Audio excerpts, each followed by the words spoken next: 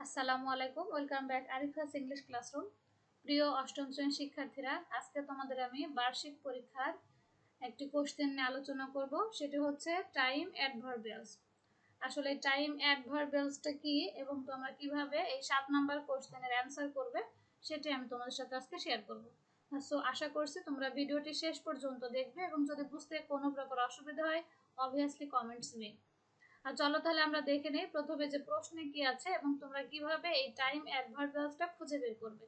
7 নম্বরে তোমাদের কোশ্চেনটা থাকবে, read the following sentences and identify time adverbials.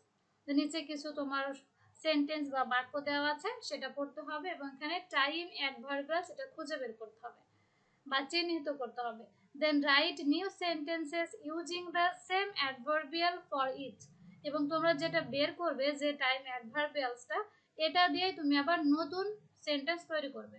So তোমাদের এই যে দেওয়া আছে এটি হচ্ছে তোমাদের এখানকার প্রশ্ন। রফিক কি করেছিল, এখানে একটা প্রশ্ন দেওয়া আছে। এই প্রশ্নের আলোকে তোমাকে ফার্স্ট আগে টাইম অ্যাডভার্বিয়ালস খুঁজে বের করতে হবে এবং এই টাইম অ্যাডভার্বিয়ালস দিয়ে তোমাকে আরো কয়েকটি বাক্য তৈরি করতে হবে। যেহেতু এখানে 5 নাম্বার দেওয়া আছে, 5টা বাক্যই মূলত আমি তোমাদের দেখিয়ে দিয়েছি এখানে। এখন তাহলে আমরা জেনে নিই যে আসলে টাইম অ্যাডভার্বিয়ালস কি। অ্যাডভার্ব মানে কি? অ্যাকচুয়ালি অ্যাডভার্ব মানে কিন্তু ভার্বকে মডিফাই করে, মানে ভার্বের কাজটা কখন হচ্ছে, মানে ভার্বের কাজটা যখন কোনো সময় নির্দেশ করে তখন সেটাকে বলা হয় অ্যাডভার্ব। সো টাইম অ্যাডভার্বিয়ালস মানে কি? টাইম মানে সময়, আর অ্যাডভার্বিয়ালস মানে হচ্ছে কাজের সময়। ভার্বের যে কাজটি হচ্ছে এই সময়টার নির্দেশক সূচক ওয়ার্ড বা ফ্রেজ বা ক্লজই হচ্ছে টাইম অ্যাডভার্বিয়ালস। আমরা সংজ্ঞাটা জেনে নেই। A time adverbials is a word, phrase or clause that provides information about when an action or event occurs.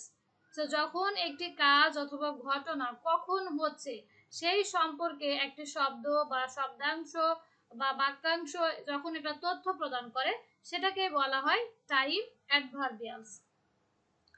They are cohesive devices used to add context to sentences by specifying the timing, duration, frequency, or sequence of actions.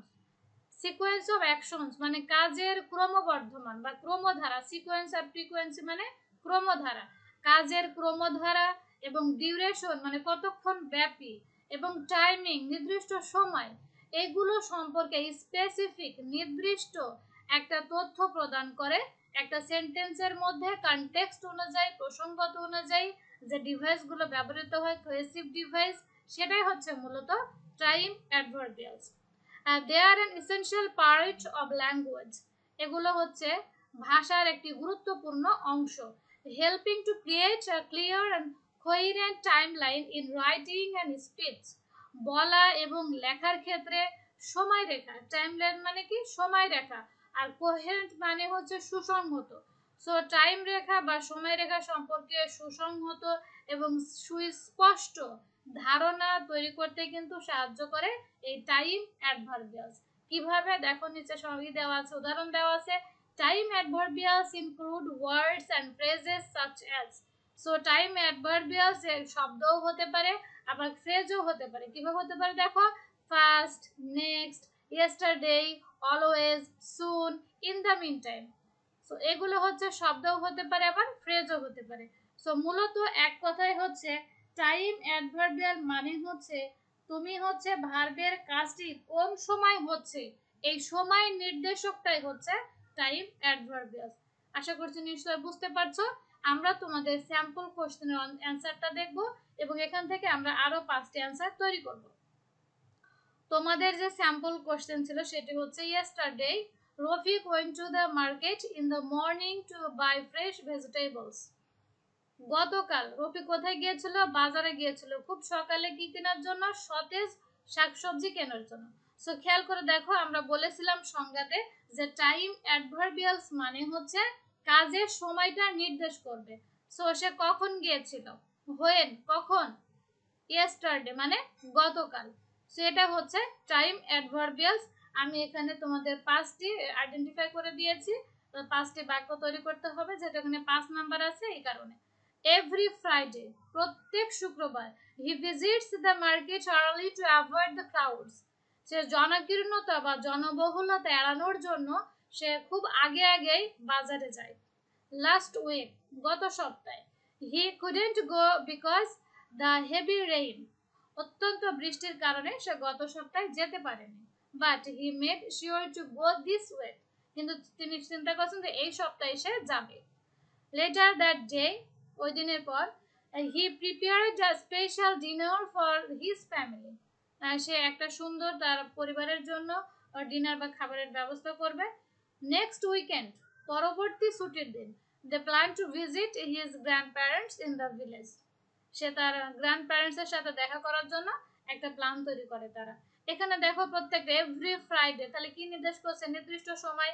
Last week, গত সপ্তাহ। Letter that day, পরের দিন। Next weekend, পরবর্তী সপ্তাহ। সবগুলোই দেখো আমাদের time অ্যাডভার্বিয়ালের সঙ্গে মিলে যাচ্ছে, মানে ভার্বের সময় নির্দেশ করছে যে কাজটা কখন করছে। এখন আমরা এখান থেকে নতুন 5টা বাক্য তৈরি করা শিখবো, এবং এই বাক্যগুলো কিন্তু আমাদের লিখতে হবে। বলা আছে যে নিউ সেন্টেন্সেস, তুমি এখানে কি কি পেয়েছো? ইয়েস্টারডে আইডেন্টিফাই করেছি, আরো কয়েকটা এখানে আছে, তোমরা সেগুলোও দিতে পারো। আমি জাস্ট তোমাদের একেবারে সহজ করে দিয়েছি ইয়েস্টারডে, গতকাল। এখানে তুমি যে কোনো একটা দিতে পারো, তবে একটু গ্রামার খেয়াল রাখবে। ইয়েস্টারডে থাকলে সেটি হচ্ছে অতীতকাল বোঝায়, আর ইয়েস্টারডে থাকার কারণে তুমি পরের যে সেন্টেন্সটি লিখবে এটি পাস্ট ইনডিফিনাইট টেন্সে লিখতে হবে, মানে এখানে ভার্বটা পাস্ট ফর্মে ব্যবহার করতে হবে। এই বিষয়টা একটু খেয়াল রাখবে শুধু। সো এখানে আমি আই দিয়েছি, তুমি যে কোনো সাবজেক্ট বসাতে পারো। আমি দিয়েছি ইয়েস্টারডে, গতকাল। আই রোট আ লেটার, গতকাল আমি একটা চিঠি লিখেছিলাম। একেবারে সহজ সাবলীল সুন্দর ছোট ছোট বাক্য তৈরি করবে, যাতে তোমাদের নাম্বারটা খুব সহজে উঠে। হিজিমিজি অনেক কঠিন বাক্য তৈরি করার দরকার নেই। এভরি ফ্রাইডে, প্রত্যেক শুক্রবার। দেখো এটা প্রত্যেক শুক্রবার। আমরা জানি প্রেজেন্ট ইনডিফিনাইট টেন্স ব্যবহৃত হলে যেটা অভ্যাসগত কর্ম বোঝায়, সেটা কিন্তু প্রেজেন্ট ইনডিফিনাইট টেন্স হয়। So he plays cricket, he plays cricket, say cricket খেলে। এখন প্লেইজ এই ভার্বের সাথে কিন্তু এস যুক্ত হয়েছে, যেহেতু এটি present indefinite tense. Present indefinite টেন্সে থার্ড পারসন সিঙ্গুলার নাম্বার হলে ভার্বের সাথে এস বা ইয়েস যুক্ত হয়। তোমাদের রাইট ফর্ম অফ ভার্বস এর ব্যবহার আছে, পরবর্তী আমি সেই ভিডিওটা নিয়ে আসবো, সেখানে আমরা এই বিষয়গুলো বিস্তারিত আলোচনা করব। আচ্ছা, লাস্ট উইক, এটাও কিন্তু গত সপ্তাহে, মানে কাজটি হয়ে গেছে, অতীত হয়ে গেছে, কাজটা কমপ্লিট, একদম অতীত, যে কারণে আমরা এখানে পাস্ট ফর্ম ব্যবহার করব। ই ওয়েন্ট টু মার্কেট, গত সপ্তাহে তুমি মার্কেটে বা বাজারে গিয়েছিলে। লেটার দ্যাট ডে, ওই দিন কি করেছিলে? I cooked a delicious food for my family, আমি আমার পরিবারের জন্য একেবারে সুস্বাদু একটা খাবার রান্না করেছিলাম। নেক্সট উইকেন্ড, পরবর্তী ছুটির দিন, এটা প্ল্যান বোঝাচ্ছে। কি করব?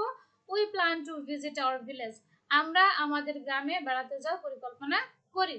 সো এটা হচ্ছে তোমাদের টাইম অ্যাডভার্বিয়ালস, যেটার মানেই হচ্ছে একদম শর্টকাট ওয়েতে সঠিক অ্যান্সার, যে তোমার ভার্বের কাজটি কোন সময় হচ্ছে, এটাকে বলা হয় টাইম অ্যাডভার্বিয়ালস। আজকে এখানে শেষ করছি, নেক্সট দেখা হবে অন্য কোনো ভিডিও নিয়ে। Please subscribe my channel and comment with me. আসসালামু আলাইকুম।